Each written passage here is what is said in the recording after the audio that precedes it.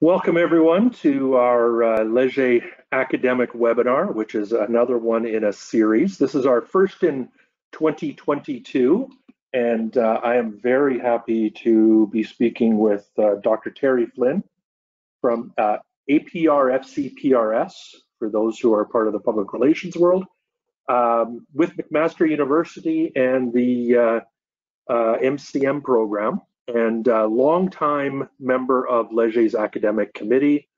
So thank you, Terry, for being with us one more time. And we've talked a number of times about crisis communications. And I think after what we've gone through for the last 2 years, it's a good time to do it again. Well, happy to be here, Dave. And thank you for once again reaching out. And I look forward to our chat, and thank you to all that are in attendance for taking time out today to listen to. Now, John K. George sort of characterized us as Laurel and Hardy or Abbott and Costello, but I'm sure that we'll be able to have a few jokes, but this is a serious matter. Well, for those of you who did not see that, feel free to go to Terry's or my Twitter feed, or John K. George from Vital's Twitter feed, where he took an Abbott and Costello movie poster and reconfigured our discussion today under called "What a Fine Mess." So, starting with that, what a fine mess. Let's. I want to talk about what happens when you get into a mess. And you and I have done quite a bit of work with different police departments across Canada, looking at the reputation they have within communities. As we've seen policing change over the last several years. And one of the things that's jumped out at us, and this is where the title of this webinar comes, what happens next is important, is we've seen when there's a crisis, when there is a police officer on the front page of the newspaper saying, this person did something illegal, or there is a mass discussion on defund the police, we see policing reputation, we see police reputation changing. And what happens in Minnesota affects policing in Canada, because forgive the grammar, but policing is policing. It's police are police, wherever they are. But we do have a reputation study, which I hope most people know. And if you don't know, Leger has a reputation study. This year's results are coming out April 7th. And we ask people, do you have a good opinion or a bad opinion of your local police department? Or are you aware of them but not how to rate them, or do you not know them at all? So when something bad happens, when a crisis happens, people don't go from good opinion to bad opinion. The shift happens, good opinion to, I don't know them well enough to rate them. So it's like a holding pattern. I've had a relationship, I think they're good. I'm not going to flip-flop back and forth, positive to negative right away, but I want to see what happens next. So what do you do? And let's, with policing or with any business, when a crisis happens and people go to that holding cell of opinion. Yeah, and I think, I think we have to understand the context that we are in right now, because I truly believe that reputation is also a function of the context within which the organization is operating with. So if you're in an environment where the context is stable, that there isn't much change or disruption or transformation, and your reputation moves from that good to the I don't know or on hold or neutral position, then you have to look at what you're doing from a communications activity standpoint. You have to. That means that your target public, your stakeholders, aren't hearing from you. And in a time of crisis, what we know to be true is that people want to hear from you. They want to know what is happening, and they want to know what you're doing about it. So being as communicative as you can in this context is critically important. So context matters. In the policing case, what as Dave said, is that even though we are here in Calgary and Winnipeg and St. John's, Newfoundland, what happens around the world in the policing world does have an impact on our local police forces.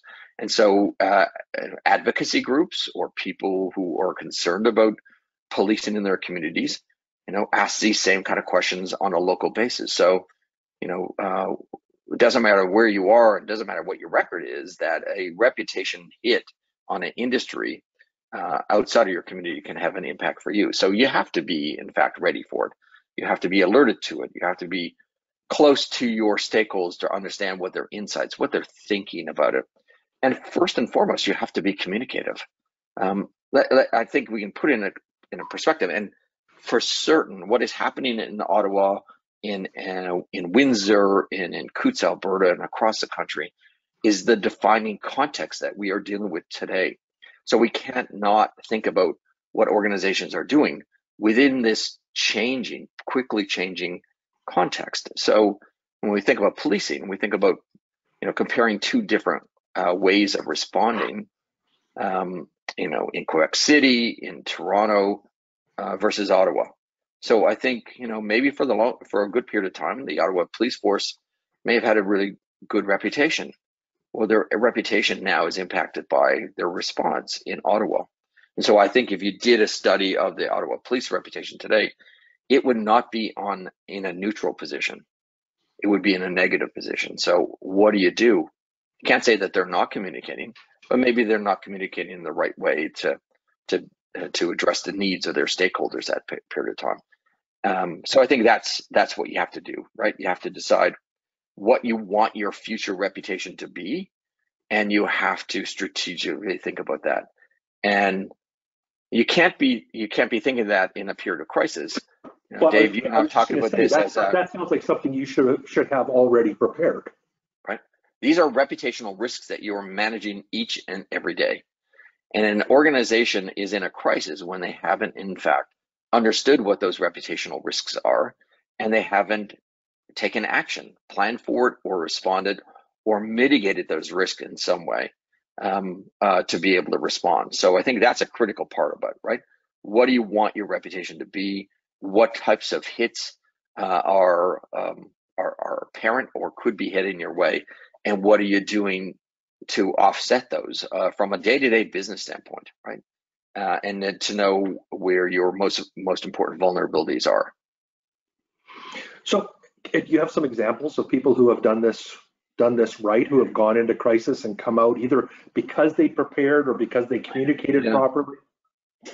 I think again, if we look at this context, and I don't want this all to be about what's happening in Ottawa and the anti-vax convoy that's happening.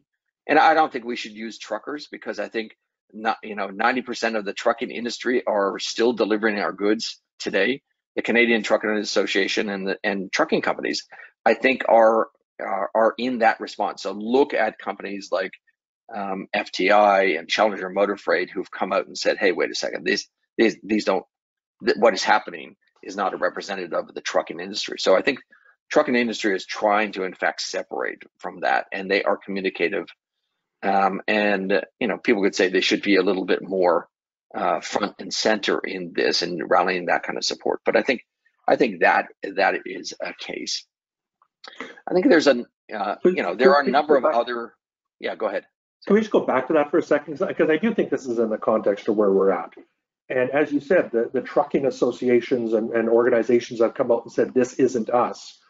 But from a Canadian perspective, it's all about perception. It's all about how we see the trucking industry. And every day we're reading about the Freedom Convoy, the truckers, we're starting to see it come into our surveys where people are, and we'll eventually look at the trucking industry and the perceptions this has had on it.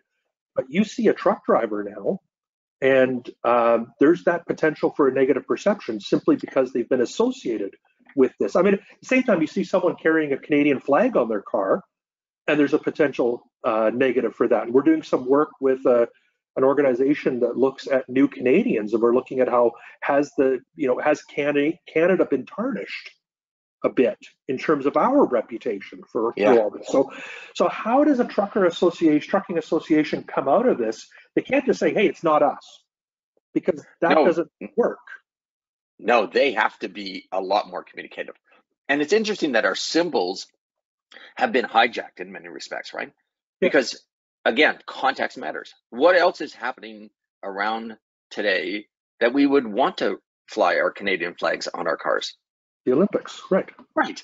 So all of a sudden, somebody of good intention is now potentially, as you said, that flag is now is representing a sense of nationalism that really has never been part of our Canadian culture, right? So we fly a flag because of pride in our sports, pride in what we're doing. Canada Day, we're not flying it like other countries 7 days a week, 24 hours a day, because it stands for greatness. But now, as you're saying, those anti-vax protesters are really, they are appropriating the Canadian flag to say this is about freedom. And so what would the trucking advice? What should we do for the trucking industry?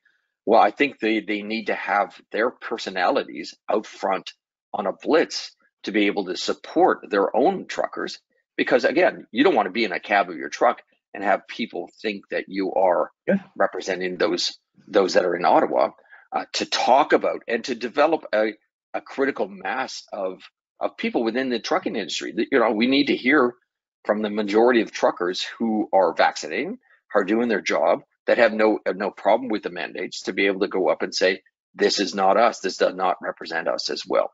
So communications is critical at this point, and you can't just let the those that are in Ottawa or on these borders really win the day just because of their size of their trucks and presence as well. So sticking on this, and I know we want to talk about a few other things, but this is a real potential crisis for so many organizations. There's this small core group of angry people.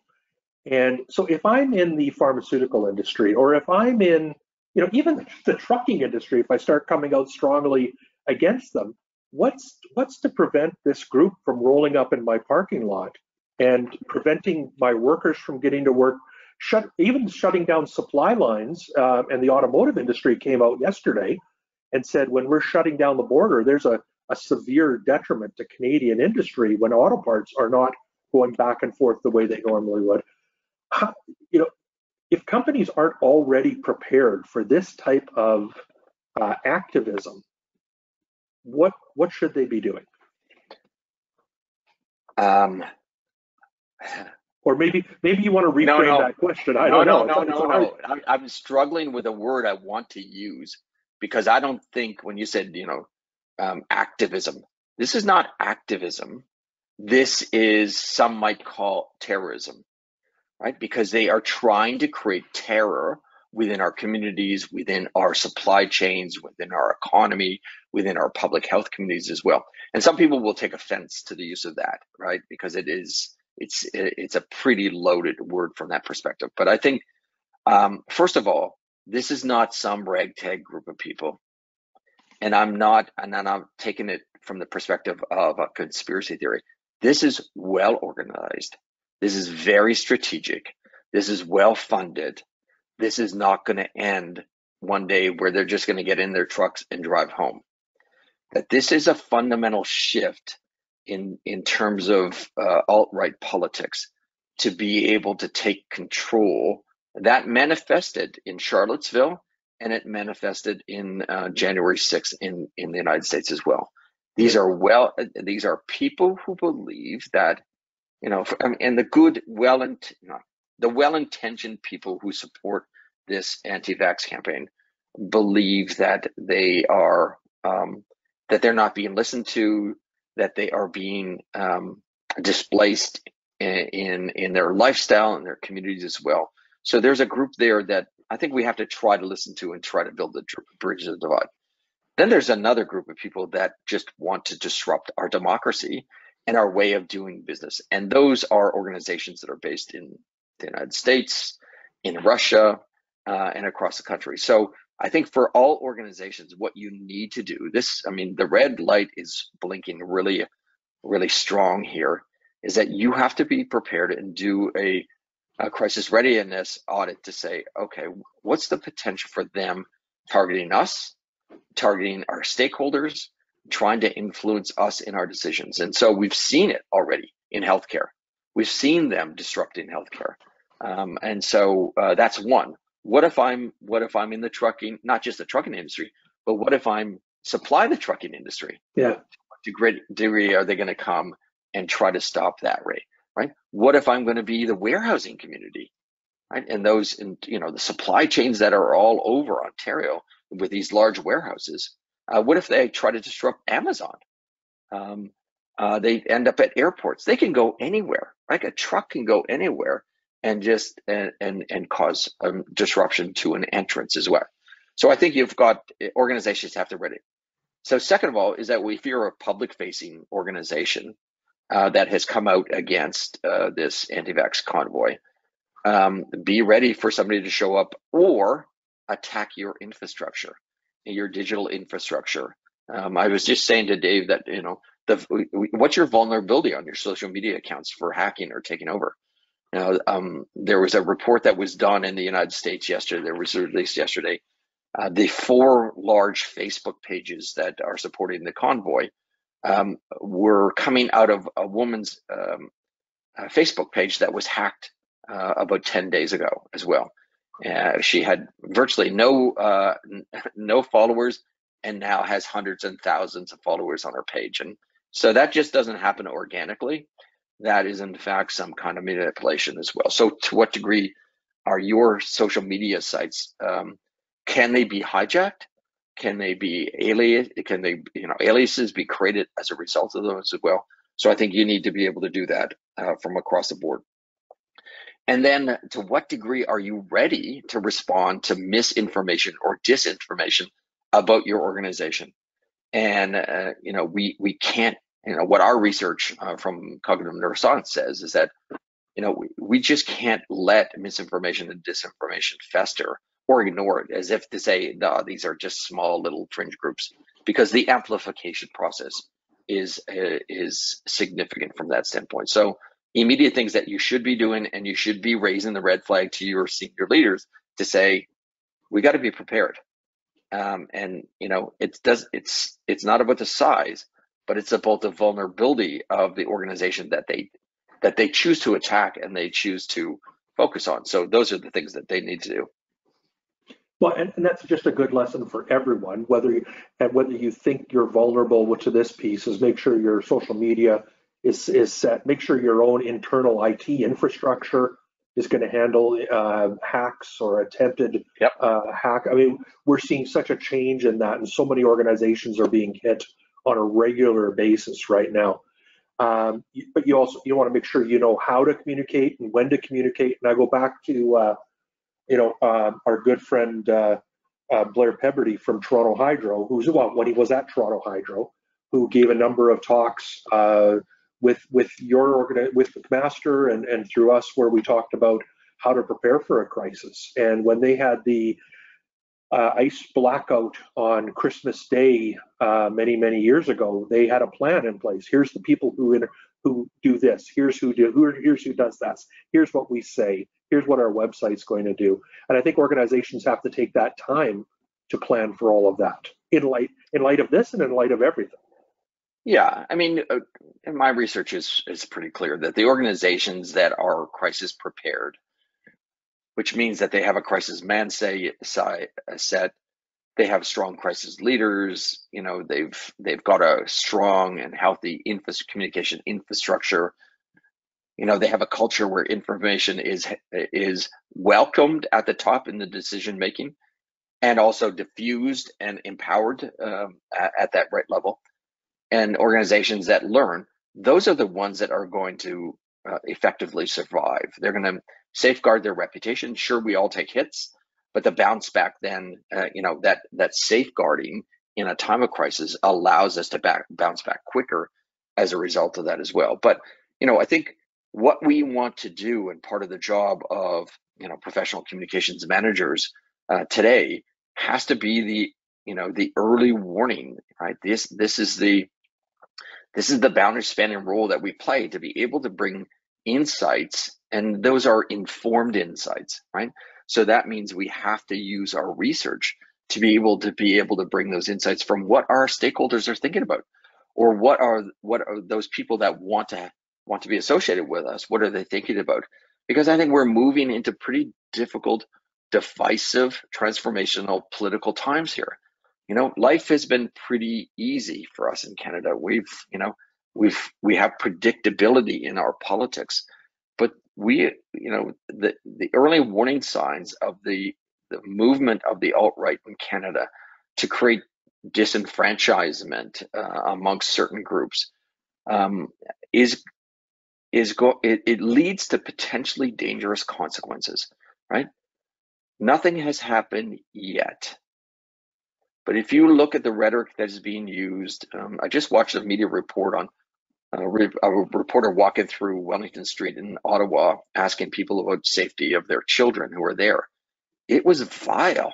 The response was vile and dangerous. And so you ask yourself, what will it take for that switch to be flipped, right?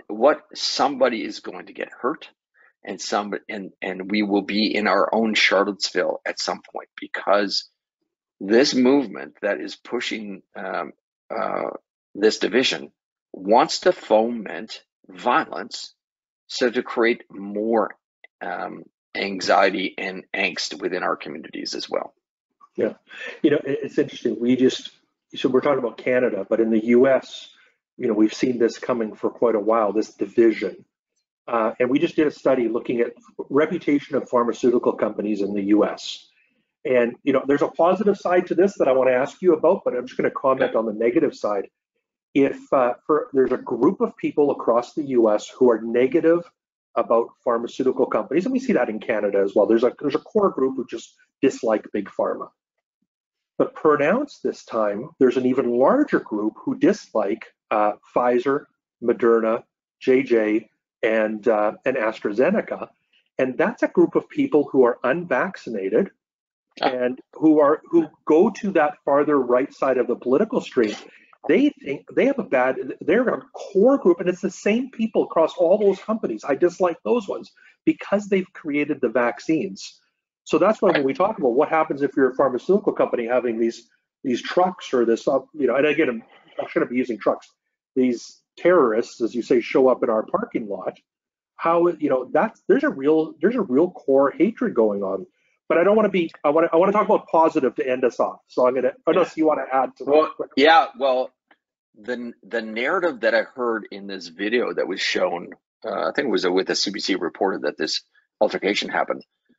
But the key narrative that I think is critical and that supports what you were talking about, David, in terms of this, first of all, I'm against big pharma, right? And then there's a group that says, no, I'm against these companies that made these vaccines, and that's growing. Is that this one protester started shouting, "You're doing the work of the devil." Yeah. Wow. Like, what is that? And so I think you're going to see that kind of sort of wedge that happens, right? That says, look, I hate these pharmaceutical groups because they make lots of money, but they're also doing the work of the devil, right? And that's just not language or rhetoric or narratives that we've heard here in Canada. And so I think we have to think about that, So to what degree are you supporting these pharmaceutical companies? You're doing the work of the devil. And so we need to focus on you now. So I think so that's a big concern. But I think what you've seen in your research on the pharmaceutical is that, and the pharmaceutical companies have had a very difficult time codifying or communicating their reputation, right? Because they are amongst a group of industries that are prohibited in many respects from advertising or using it in a way to further their own products and services. But you and I had talked about this. There has been a huge uptake in terms of reputation on companies like Pfizer and Moderna and J&J, and I would suggest that that's a clear function of not necessarily confidence in their product, but in the awareness of the companies, right? So it tells us that in order to have a good reputation, you have to be known, right? And so being known is going to help people become more aware of who you're doing and what you're doing. Well, so, and just very quickly, for people who are listening in, to the right-hand side of your board, there's a place where you can ask questions. And we have a couple coming in, Terry, and I'm going to get to these. But if anyone else wants to ask a question, please feel free to type that in. We'll get to that next. But yes, there's an increased awareness of these companies. And a third of Americans have said that they have a more positive attitude toward the pharmaceutical industry than they did prior to the pandemic. So huge opportunities, huge lift in both awareness and positive opinion to the pharmaceutical industry. And we've been talking about what happens next from a crisis standpoint. Let me flip that. What happens next? What do I do next if I'm part of the pharmaceutical industry and for the first time ever, people know my name as an organization? And for the first time ever, people are feeling pretty good about what we've done over the last 2 years. How do I look at that end of it? Yeah, the pharmaceutical industry is a real challenging dichotomy, right? Because they want to be known. They are a for-profit industry that, wants to be able to do things. And, there's been great debate over the years about big pharma versus generic and issues. But I think what they're seeing is that when, and we think about it, we haven't had a public health crisis at this magnitude, where where the names of the products have become so apparent, that we have people going in and saying, "Oh, can I just have a Moderna, or can I have a Pfizer? I have an AstraZeneca and 2 Moderna. I was hoping that my booster was going to be a Pfizer, so I could be, the tricolor that way." So it's interesting because the vast majority of us don't know the science behind these products, right? And Pfizer and Moderna are virtually the same kind of thing, but people are reading the notionality about that there are differences between them as well. So I think, for what they can do, and there are limits to what pharmaceutical companies can communicate, right? I think the takeaway here is that, the more that you are in the public's mindset, right, that people are aware of you and you can talk about the benefits that your products bring in a way that doesn't contravene any of these very restrictive communication regulations, then I think that's good things for us, right? That tells organizations that people are paying attention when they are in need of this kind of information, like flu shot. Do you know who makes your flu shot when you go to that? No, that's the point where we're at. Yeah, where I'm getting my booster, I had people walking away because they couldn't get the one they wanted that day. Yeah, it's so strange. Yeah. Okay, so I have a few questions I want to run through. The first one is from Nicole Longstaff, and it is a long question, so I'm going to kind of paraphrase it a bit. Nicole's wondering if the protests that we're talking about in Ottawa, it looks like they may have been organized timing-wise just before it was likely for mandates to start being lifted. So as Omicron starts to subside, is it possible that the alt-right element has strategically organized this to occur at the time there's growing wave of discontent with the mandates, and then as the mandates are lifted, they start to take credit for that, and people who have become disenfranchised and upset by mandates look to this as a guiding group that they should put their trust in? 100%. That's what I said right after the beginning. This is a very strategic and well-financed organization. Is it coincidental that they were able to get rid of Aaron O'Toole at the same time? Mm-hmm. So I think that we're not talking about a ragtag group of people. Okay, when I was at Carleton, we used to protest up on Parliament Hill all the time, and for federal funding and education and all that. We were a ragtag group of people. I remember us. We broke into a Ontario Conservative Party annual conference where Bill Davis was speaking, and we protested in front of him, and then we ran down the stairs and got the hell out of there. Right? I had no interest in meeting the police at that level, but this is completely different, right? So just think about the money they raised in that short period of time. Yeah. The last event that we had that much money raised was a crisis of horrific proportions. That was the Humboldt bus crash, right? There has not been a fundraising effort that has raised that much money in that short period of time in Canadian history. So these are well-financed, strategically well-placed groups that are led by people that would look, as Nicole talked about, look at pivoting or jumping off other aspects and claiming legitimacy as a result of this. Thank you. So the next question is from Martin Waxman. How would you advise the liberal government how to respond and assume a role of leadership and repair Canada's reputation? So I don't advise any government, and I don't advise any leaders. But I think this is a pretty difficult one, right? Because the context is moving so quickly. So first and foremost, this is where also the strategic nature of it. This group of people have picked the weakest part of our legal jurisdiction, right? They park trucks in front of Parliament Hill where the federal government and the RCMP have no mandate. The Wellington Street is a City of Ottawa street. It's mandated by and policed by the City of Ottawa. The municipal polices are, in fact, independent organizations, and that are governed by the province. So it really, at this point, unless Trudeau does what his father did years ago, which they will not do, and bring in some kind of military force. That's the only thing they can do to move those people away, because Ford doesn't want to own this. He's not going to move people into Ottawa because he's got an election coming up in June, right? The Ottawa Police Board and the chief there seem to be pretty dysfunctional, so they can't get it, and the mayor can't do anything about it as well. So, do you get some third party group to try to negotiate?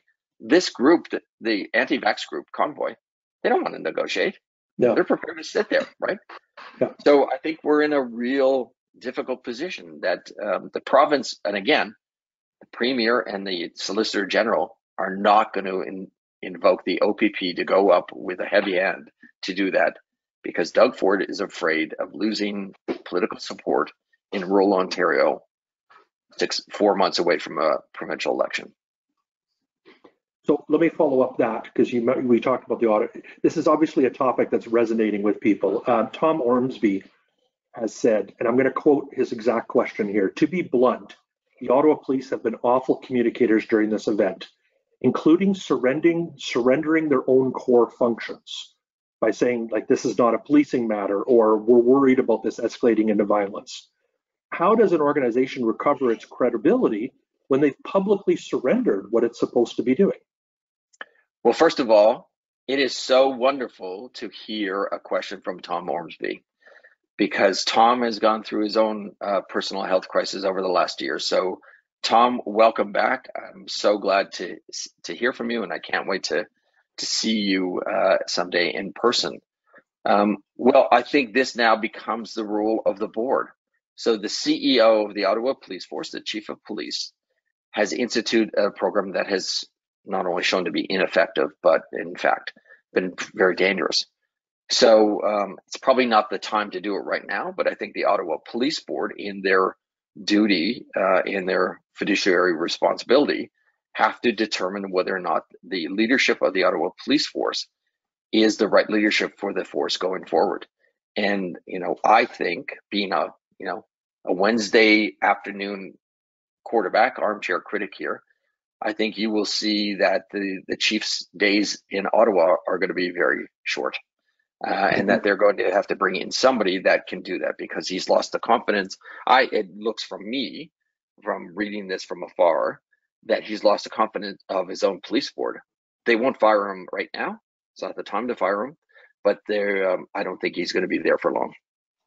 So from Donna Lindell, just a quick follow-up to that. So the Ottawa Police have brought in a crisis communications agency, Navigator. But what happens when the agency becomes the news, as it was this week? Does that prevent other organizations from hiring communications agencies to help them in crisis? Like, how do you see that? Why is that happening there? Well, having been in the same position in the year 2000 when the town of Walkerton brought in my firm to help them through the walking on water crisis. Of course, you're going to get criticism. The critical part is how you face it and the reputation of the organization. Obviously, Navigator has a reputation that has been, that is because of the crises that they've been involved in. I think it's probably unfair. I think they're a pretty solid firm. But when you're hiring external consultants and external support, you have to ask yourself the question, could the reputation of the firm that we're bringing in to help us better our situation or worsen our situation? And part of that has to make that decision. I was involved in another issue where I was brought in, and another company had also put a proposal down, and the board said that the other organization's reputation just wouldn't help solve the crisis. So I think you have to think about that. There are lots of great firms, and Navigator has done very good work as well. I don't, in any case in point, want to disparage the work that they've done, but they have a reputation. They have to deal with that reputation, and if it continues to precede them going into these kinds of crises that they become the media story, then perhaps Navigator has a reputation problem that they have to, in fact, resolved. So 2 more questions, and then we'll wrap it up for today. This is from Heather Massel. It's really about, and she sounds like she's in Alberta, and we start seeing some dropping of restrictions there. How do you get leaders who are saying, well, there's no problem, there's no issues or risks? How do you get leaders to take seriously the potential risk of reputational hits, and advise them for this when they just don't want to see it? So I think this is one of the hardest jobs that we have as counsel to leadership, right? To be able to provide insights to them that they find to be credible as well. And the way we can do it is to be able to show alternative scenarios that could happen as a result of it. At the end of the day, if they don't want to listen to your advice, then I think you have the responsibility to be able to provide and communicate that advice to them. And they have the responsibility to either to accept or reject. If they reject it and they continue to reject it, then I think we have to say, is this the right place for us, right? Can I find another organization that's going to listen to my counsel, right? Another way to do it is to make sure that you have the goods. Do you have the evidence? Do you have the research to be able to support your claims? And so finding that research either through Leger or other means to be able to provide evidence-based counsel, right? That's what we be able to need, rather than saying, hey, this is my gut instinct. More than 20 years ago, when I went up to Walkerton to provide counsel to them, I didn't have research. It was my gut instinct. Thank goodness it was okay. But we went quickly into providing some evidence-based support. What were the public thinking of that firm? So, I mean, that's what we're going to have to do. The other aspect is find other people on the leadership team that can support your point of view, and maybe also run their recommendations up to the senior leadership. All right, thank you, Terry. So last question is going to come from an MCM grad, Sheldon Smart. If your business is suddenly the target of a conspiracy rumor, or you have trolls that are attacking you for your organization, what can you do? For example, you're a restaurant that's being accused of being a site where you're doing bad things to anti-vax people. To me, Chapman's, it would be an example of this, who got trolled briefly because they brought in an increased pay for people who are vaccinated to counter the extra costs they were giving to the unvaccinated. And to me, I think that's been a success story for them in terms of the amount of sales increases they've had with people supporting them as part of that. But not everyone is a Chapman's. Some are just local places. What can they do? Well, I think if you're a smaller organization that you don't have the army of support that large organization would have, is that now you're in a vulnerable point, right? So say you are a small business owner and you run your own website, and you have your little blog, and you're responding to all your social media as well, and they overrun you. I think you've got the same kind of thing. You have to focus on your core of your business, and you have to call in support. And hopefully you're going to find somebody that is going to be empathetic and caring and good and professional, that they are going to charge you a fair price and not put you out of business because they know that, you know, you're just a good small business that can help that way. And so I would encourage them to reach out to the CPRS or IABC and say, hey, look at how do we have people that can retire? Maybe there's lots of retired public relations professionals that are looking for some small little side gigs that can help them and provide that level of counsel and support as well. But, you know, we're all vulnerable, right? We're all vulnerable to this kind of aspect.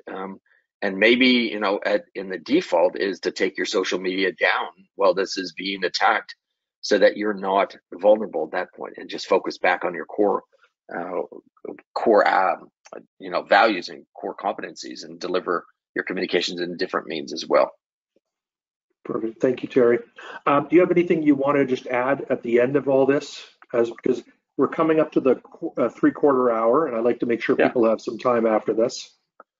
Yeah, well, first of all, again, thanks to everybody for participating today and being engaged in this, and thanks for the questions that you've asked us. I think, you know, the 4 key takeaway that I would say that in this era, you know, what do you do next, or what happens next? I think you have to revisit your readiness levels. To what degree are you ready for some kind of, not just a traditional crisis, right, a normal crisis? We want to have a normal crisis, but this crisis that is fostered or fomented as a result of what's happening as well. So do your own reputational risk analysis, do your own crisis readiness evaluation as well. I would be immediately in the field gaining or garnering insights from my stakeholders. How are they thinking? What are they feeling? Is there something there? Do social media listening. Do you know, real-time research with your customers and your employees. Look, I think our employees could be a very forgotten point in this as well.